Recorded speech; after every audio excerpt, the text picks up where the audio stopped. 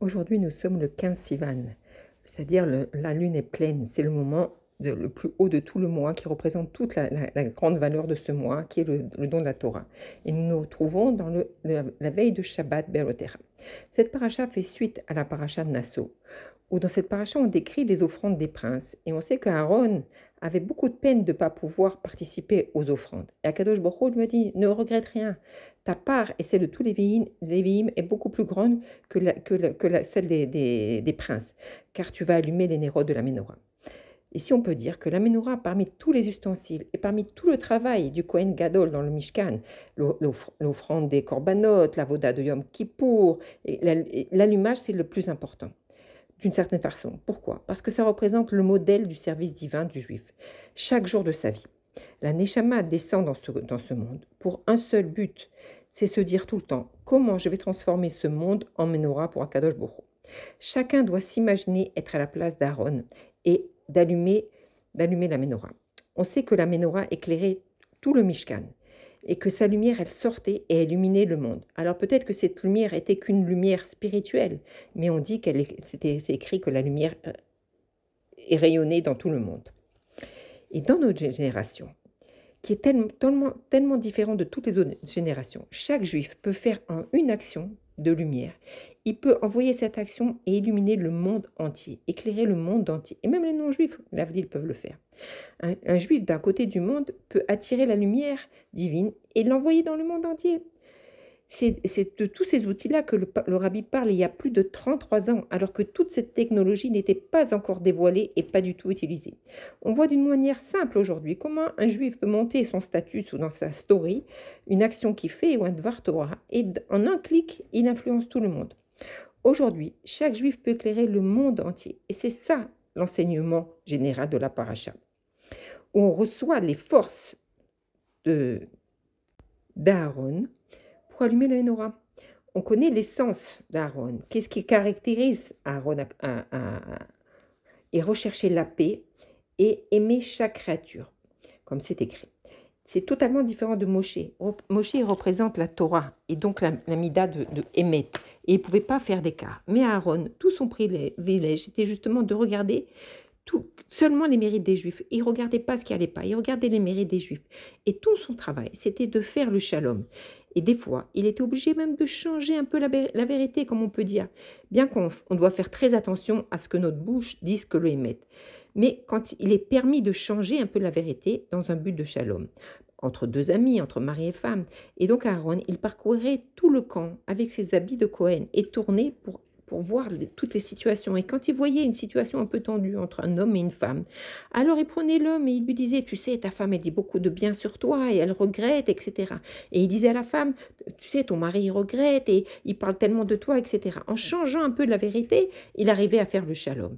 Et c'était ça tout son travail. Alors que Moshe Rabbeinu, lui, ne pouvait pas changer, car il représente la Torah. Et donc, puisque Moshe représente la Torah, la Gdusha, il fallait que Aaron puisse descendre cette Torah dans le monde, puisque la Torah, elle est descendue dans le monde pour faire le shalom. Et donc Aaron, il faisait le shalom. Et quand on réfléchit à la grande valeur d'Aaron, on arrive à comprendre qui est Aaron dans notre génération. Qui c'est qui aime chaque créature, chaque juif, et qui a donné sa vie pour chaque juif. C'est le Rabbi Melech HaMashiach. Et en plus, dans notre génération, non seulement le Rabbi, il endosse le rôle de Aaron, mais aussi il a le rôle de Moshe Rabbeinu, qui aime chaque juif d'un amour intense. Et donc, on peut se dire justement que pour transmettre cet amour, le Rabbi, il nous donne ce travail à chacun de transmettre cet amour dans le monde, comme il envoie des shlurim aux quatre coins du monde pour justement s'occuper des juifs alors qu'ils n'ont aucun confort, mais le but c'est d'aider chaque juif. Et c'est notre travail à chacun. On doit être une menorah pour influencer soi-même, se parfaire dans notre service divin, pour influencer son entourage et avoir une influence sur le monde entier. Et justement, il y a un chidouche très particulier dans notre paracha. Et Dafka, c'est un chidouche qui se passe aujourd'hui même, dans le chômage d'aujourd'hui. On est le 15 Sivan, qui représente la force de tout le mois de Sivan, la force de toute la Torah, qui amène la Torah à sa perfection. Et donc, ce vendredi, 15 Sivan, Erev Parasha Be'alotecha, on assiste, on vit ce chidouche. C'est quoi ce chidouche? Dans chaque jour, on étudie une partie d'une paracha, qui est une partie d'un certain livre. Et le ridouche aujourd'hui, c'est quoi? C'est qu'on lit un livre entier de la Torah, puis on commence un autre livre.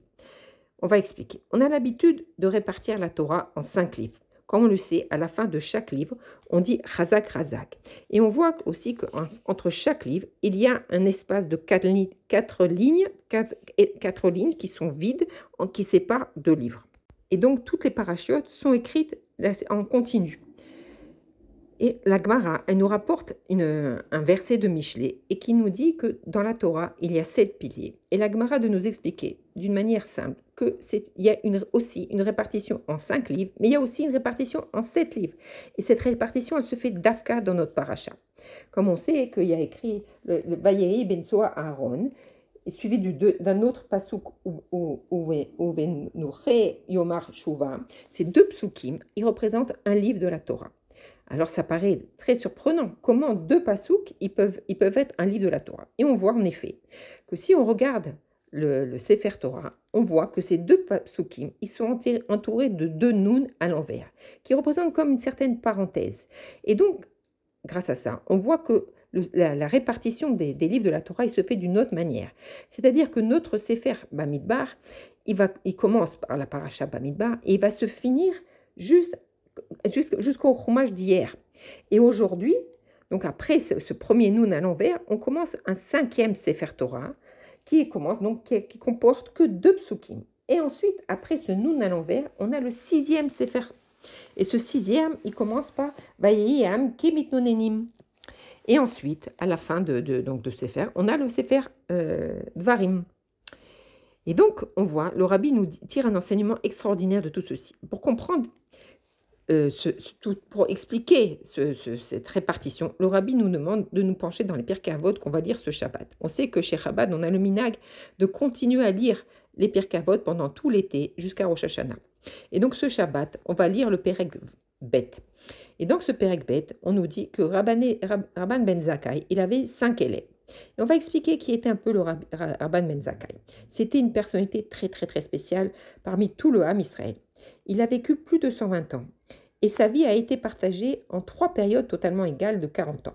La première période de 40 ans, il s'occupait de ses affaires. Il était, si on peut dire, entre guillemets, businessman. Les deuxièmes 40 ans, il a passé ses 40 ans à étudier la Torah. Et les troisièmes 40 ans, il a passé ses 40 ans à enseigner la Torah. Et il est devenu un nasi du Ham Israël. Il était un dirigeant du Ham Israël, dans une des périodes les plus difficiles du Ham Israël, la période de destruction du 2e Beth Amikdash. Les Juifs avaient peut-être à cette époque encore la crainte de Dieu, mais ils avaient un problème énorme. Ils avaient la haine gratuite, la cause de la destruction du Beth Amikdash. Et donc, dans le temps de cette destruction du Beth Amikdash, il a réussi à sortir de Jérusalem qui était en siège. Et il est arrivé, ni plus ni moins, où ça, chez le César.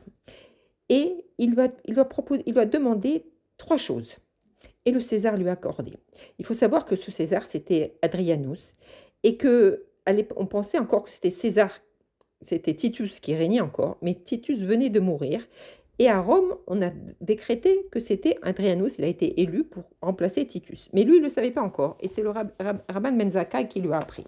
Et il lui a demandé 3 choses. Dont une des choses, c'était, il lui a dit, donne-moi Yavne et donne-moi les Rachamim.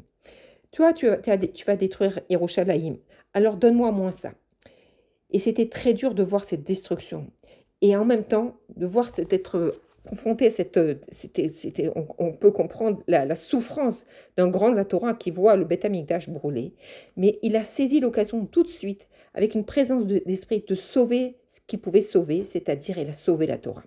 Il a rassemblé tous les Tanaïm d'Eret Israël, et il leur a permis d'étudier à Yavne, et ils ont continué à étudier la Torah. Et grâce à ça, la Torah a pu être étudiée et être transmise jusqu'à nos jours.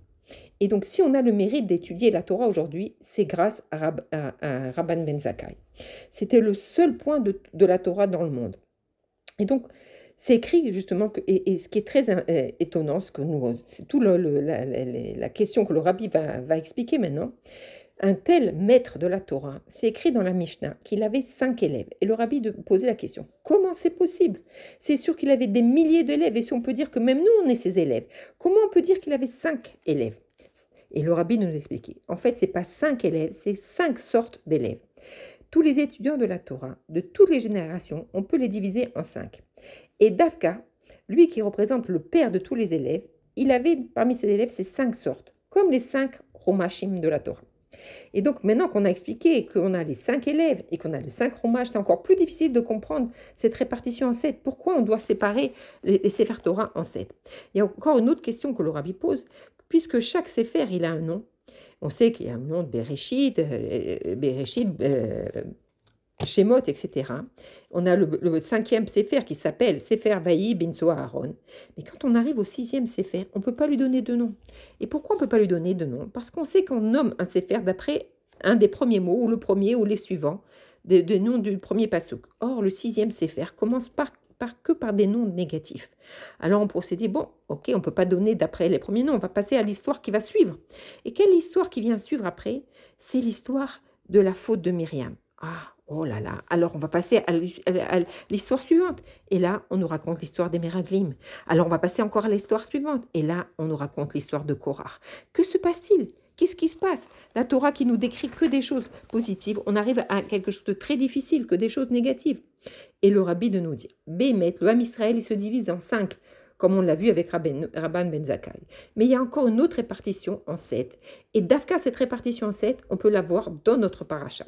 Comme on l'a vu, Akadosh Baruch Hu, il ordonne à Aaron d'allumer la menorah à 7 branches. Pourquoi 7? Parce que la menorah est le symbole du Ham Israël. Et d'Afka, elle a été construite d'un seul bloc d'or, pur, car tout Israël est une seule entité. Pas question d'assembler des pièces avec des vis ou de les coller ou de les fondre. Non, c'est un seul bloc. Il n'y a pas de différence, c'est un seul bloc. Car que le Ham Israël n'est pas une composition, c'est une seule entité. Et donc, on prenait ce bloc d'or et on le tapait et on l'étirait. Et la Nourazaken nous donne des explications extraordinaires. Il nous dit que le Ham Israël, c'est la Ménorah. Et quand la Ménorah est formée, il y a la partie la plus basse, qui est le socle, si on peut dire, la base de la menorah, et il y a les parties les plus élevées. Il y avait plusieurs ustensiles, il y avait des kélim comme ça, et la partie la plus haute, c'était des fleurs. C'était vraiment une action artistique extraordinaire. Et dans le Ham Israël, on peut dire qu'il y a les tzadikim qui sont comparés comme les fleurs de la menorah, qui sont entièrement kadosh, qui sont éloquentes.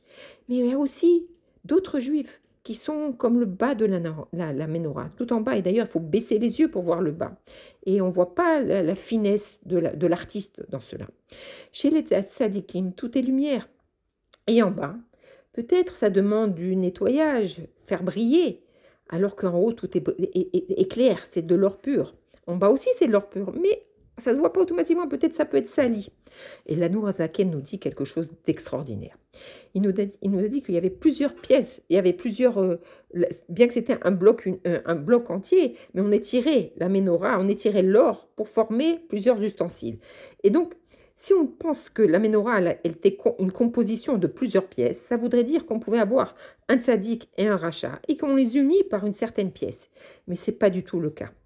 La menorah, comme on l'a dit et répété, c'est une seule pièce. C'est-à-dire que la base, c'est un seul bloc d'or. Et de ce bloc d'or, on a tiré, on a tapé dessus, on a formé de ce bloc d'or pour former toutes les parties de cette menorah. Et donc, il y a une partie en haut et il y a une partie en bas, mais ça vient de ce même bloc d'or. Et donc, le Yehudi qui se trouve en bas, il a aussi peut-être de très bonnes actions. Mais ces actions, elles peuvent pas se révéler en bas. Parce qu'en bas, ce n'est pas l'endroit où on peut révéler les belles choses. C'est l'endroit qui n'est pas très propre. Alors, ces bonnes choses, elles sont étirées vers le haut, vers la fleur, vers le haut. Et le tzaddik aussi, et inversement, il est en haut de la fleur. Et donc, on peut voir, quand on voit le tzaddik, on dit « Waouh, qu'est-ce que c'est beau !» Mais en fait, le tzaddik, c'est qu'un réceptacle des bonnes actions. Il a en lui aussi les bonnes actions du juif d'en bas. Et le contraire aussi. Chez le tzaddik aussi, il peut y avoir des choses qui méritent un petit arrangement, une petite perfection. Mais ces choses qui sont un peu négatives chez le tzaddik, elles ne peuvent pas se révéler en haut, parce qu'en haut, c'est que l'endroit de la perfection. Et donc, où elles vont se révéler? En bas, dans le socle, dans le juif d'en bas. Et donc, quand on voit le juif d'en bas, vous savez, oh, le pauvre celui-là, vraiment, il est tellement loin. Regarde comment il se comporte. Mais en fait, si on comprend cet enseignement de l'Admour Azaken, on comprend qu'en fait, ce juif, il va être que le résidu, si on peut dire, du juif d'en haut, du tzaddik. Alors que ces bonnes actions, elles sont révélées en haut chez le tzaddik, mais on ne voit pas. On ne voit pas ces bonnes actions en lui. On voit que les actions négatives, ses actions en lui, plus les actions négatives du tzaddik. Et là, on comprend, à ce moment-là, quand on comprend cet enseignement, on voit quelle merveille, que le peuple juif, c'est une unité parfaite, que les hauts et les bas, ils sont tous concentrés en une seule chose, une seule Metsiout Mamash. Et donc, ça nous reconforte en plus dans cette chose-là de ne pas critiquer l'autre, de jamais porter un regard négatif sur l'autre. Parce qu'en fait, quand l'autre il a quelque chose de négatif, eh bien, c'est peut-être mon négatif qui sort chez lui. Et ça, c'est vraiment une vision révolutionnaire et vraiment, ça mérite de se concentrer et de réfléchir beaucoup sur ça. Maintenant, si on revient à notre sujet de la Ménorah, 7 branches, cette Ménorah en or de 7 branches. C'est le Ham Israël, le Navi, il nous dit, d'Afka dans l'Aftara, qu'il y a 7 sortes du Ham Israël. Et la Nourazaké nous dit qu'il y a 7 façons de servir à Kadosh Baruch Hu qui correspondent aux 7 midot. Dans l'Avodat Hashem, il y a 7 manières de servir à Kadosh Baruch Hu. Il y en a qui peuvent servir à Kadosh Baruch Hu avec l'amour, d'autres qui peuvent servir à Kadosh Baruch Hu avec la crainte, d'autres avec la rachamim, etc. et d'autres avec la malchut. La malchut qui représente l'élévation, mais aussi l'humilité la plus complète. Parce que le Meler, il peut être très haut, mais en fait, il est complètement transparent au Meler Hamlachim Akadosh Baruch Hu. Alors, c'est quoi cette division en 5 ou en 7? On n'arrive plus à comprendre. On comprend maintenant qu'il y a 7, mais le rabbi explique.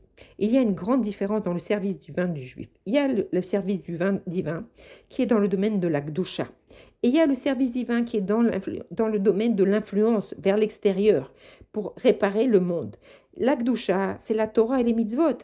Et donc, c'est la répartition en 5 Talmidim et 5 Sifrei Torah. C'est aussi les 5 premières midot, c'est le Ikar des midot.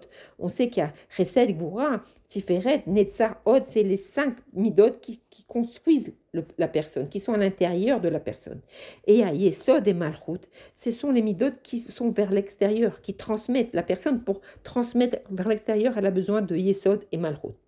Et donc, on retrouve cette division 5 et 7. Dans notre avoda personnel, on retrouve cette répartition en 5 et en 7. 5, c'est notre construction intérieure et les 2 dernières, c'est pour transmettre vers l'extérieur, influencer le monde. Et si on peut dire que le service divin de 5, ça correspond au service des tzadikim. Comme on pourrait dire un enfant qui est né dans une bonne famille, qui a des bonnes midotes, qui a eu une bonne éducation, et qui fait que répéter tout ce qu'on lui a enseigné. Et c'est comme la fleur de la Ménorah. Et donc, la Mishnah nous dit qu'il y a 5 sortes de travail, 5 sortes de personnes. Mais dès qu'on sort dans le domaine de la Gdusha et qu'on rentre dans le monde, alors on est confronté à la bassesse du monde, à la klipa. Et là, il faut surmonter tout ceci. Et grâce à cette bassesse du monde, il peut arriver qu'on a des moments de faiblesse, de chute. Et là, après une chute, il faut faire tchouva. Et là, quand on fait tchouva, on dévoile des forces nouvelles. On dévoile la force de la tchouva. Cette force, elle exprime d'un côté le juif qui tombe, quelque chose qui apparemment n'est négatif, mais d'un autre côté, on nous dit que là où se trouve le Baal Tshuva, le tzaddik ne peut pas se tenir. Et donc Rabban Yochanan ben Zakkai, il nous explique qu'en fait c'est le rabbi de toutes les générations. Et si on peut dire toute sa vie, c'était une vie de Gdusha. Et quand il arrive à l'âge de 120 ans, avant de quitter le monde, ses élèves viennent se séparer de lui et il dit: je ne sais pas vers quel chemin on va m'emmener, par le chemin du Gan Eden ou celui du Gehinom. Le Gan Eden, c'est quand on n'a rien à réparer, et le Gehinom, c'est quand il y a des sujets à réparer. Comment on peut dire qu'une telle personnalité peut avoir ce doute? Et le rabbi de nous expliquer. C'est pas qu'il se mentait à lui-même, mais il s'est jamais posé la question. Rabban Yochanan ben Zakkai s'est jamais posé la question s'il faisait quelque chose de négatif ou pas négatif. Il était toujours dans le feu de l'action, puisque sa Neshama est descendue sur terre pour étudier et enseigner la Torah et pour sauver la Torah. Alors il a utilisé chaque minute, chaque seconde de sa vie à diffuser la Torah, à enseigner la Torah. Et il n'a pas eu un seul moment de libre pour réfléchir s'il faisait quelque chose de bien, s'il avait besoin de faire un cheshbon nefesh. Il n'a pas eu le temps de le faire. Mais arrivé le dernier jour de sa vie, il a fait le cheshbon nefesh. Et il a réparé ce qu'il avait réparé, et bien entendu, il est rentré directement au Gan Eden. Cette histoire nous montre qu'en fait, il avait la valeur de la Torah. Il n'avait pas la valeur de la tchouva, pas la dimension du Baal tchouva. Et on sait que Mashiach, il va ramener les tzadikim à la tchouva. On dit que Mashiach, il ramène les tzadikim à la tchouva, on ne parle pas des rechaïm. Parce que les tzadikim, ils n'ont pas pu connaître la tchouva. Alors que les rechaïm, c'est sûr qu'ils vont faire tchouva, et donc ils vont être tous des Baal tchouva. Et donc, on comprend que les tzadikim, ils restent dans le domaine du 5 et ils ne peuvent pas descendre dans le domaine du 7, dans le domaine du monde. Mais d'où on peut avoir la force de descendre dans le monde, c'est grâce justement au 5, à la force de la Torah. La force de la Torah nous donne la force de faire tchouva. Et donc, si on voit, tous les Sfarim, Bereshit, Shemot, etc., Vaïkra, Bamidbar, Vaïe Ben Soa, c'est tous des sujets positifs. Et quand on arrive au 6e Sefer, alors on s'occupe de choses négatives. Aussi, le 7e Sefer de Varim, c'est que des remontrances. Et donc, on doit recevoir les forces de surmonter le mal. Et donc, la Torah, qui est le langage de Hora'a, enseignement, la force, la lumière, elle nous donne la force de transformer le mal. Et comme le fait remarquer le rabbi, quelque chose d'extraordinaire, quand on dit « Vaï am ke mitnonenim » et voici le peuple a cherché des mauvais prétextes. C'est écrit « ke mitnonenim », c'est pas écrit qu'ils viennent se plaindre, c'est écrit « on met un cave d'illusion », c'est-à-dire ils ressemblent, c'est comme si, c'est pas leur vrai, c'est comme si ils se plaignaient. C'est comme en fait, le rabbi nous explique que quand un juif il fait une faute, ou qu'il se plaint, ou qu'il a un comportement un peu négatif, c'est comme si qu'il se déguise en fait, qui fait comme Keilou, qui fait semblant. Mais ça, c'est pas sa vraie médecine, parce que le juif, il n'a aucun lien avec la faute. Et pourquoi il va se déguiser en mal? Pourquoi il va vêtir des choses négatives?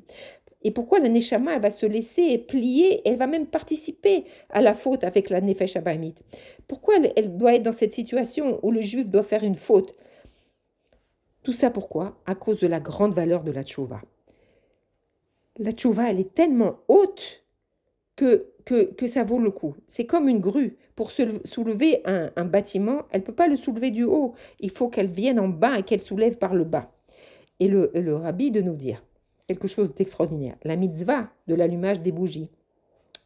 Comme le souligne Rashi, qu'il fallait que Aaron, le Kohen Gadol, il devait allumer la bougie d'une telle manière, élever les bougies, Béalotera, c'est élever, pas allumer.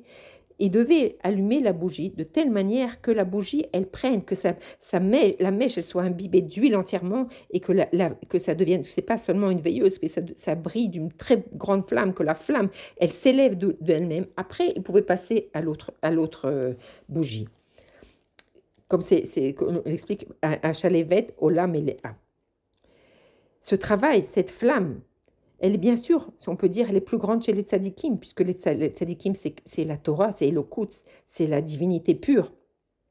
Et donc la flamme, elle va être pure et elle éclaire. Mais d'un autre côté, le tzadik, lui, il fait que répéter ses connaissances.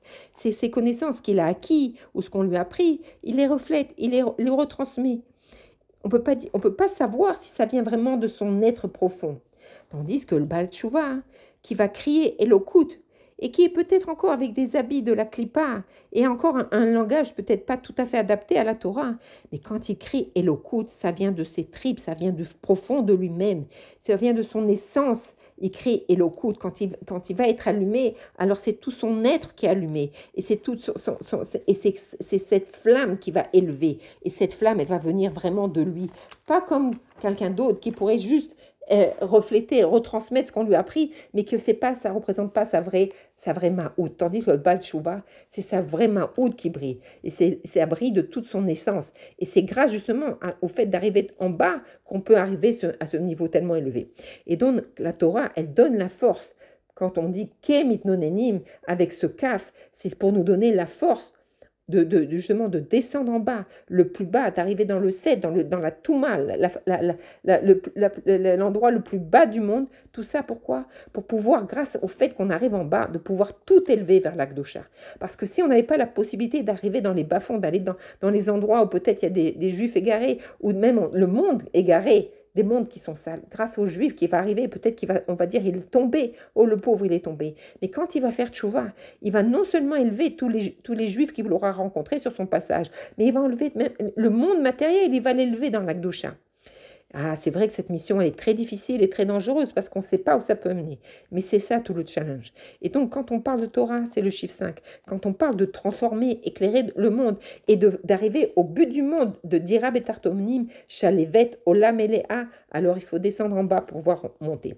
Et donc, ce limou, tous ces enseignements, le rabbi nous dit ça, c'est la force de notre génération, la grande force de notre génération.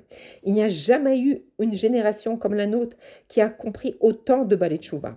Il y a eu des générations de tzadikim, il y a eu des générations de Rechaïm, mais une génération de Balei Tchouva comme la nôtre, ça n'existe pas. Peut-être qu'à certaines époques, on a forcé les gens à faire tchouva, mais dans notre génération, c'est de l'essence même du juif que naît cette lumière, cette envie de remonter à sa source, cette envie de devenir une flamme qui va monter vers sa source, une flamme de Gdusha.